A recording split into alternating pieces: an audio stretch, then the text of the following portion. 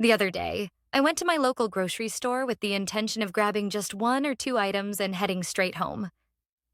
As I was picking up what I needed, I noticed a man in his late 40s or early 50s following me closely. At first, I tried to brush it off.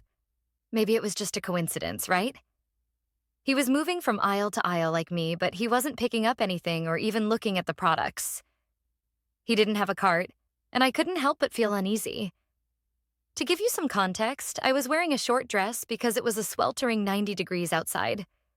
It wasn't anything scandalous, just practical for the weather.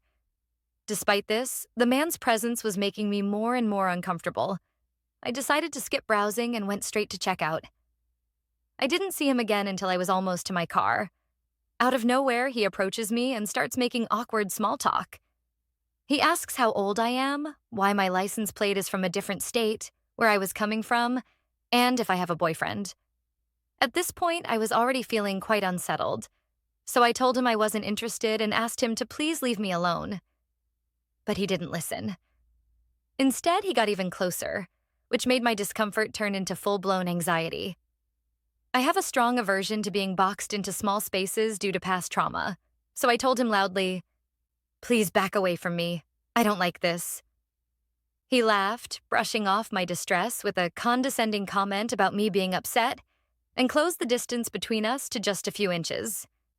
That's when I lost it. In a panic, I slammed the palm of my hand into his nose, breaking it. His reaction was a scream of pain, but I was already having a panic attack.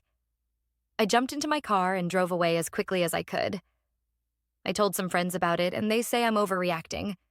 So listener, am I overreacting? Please comment below.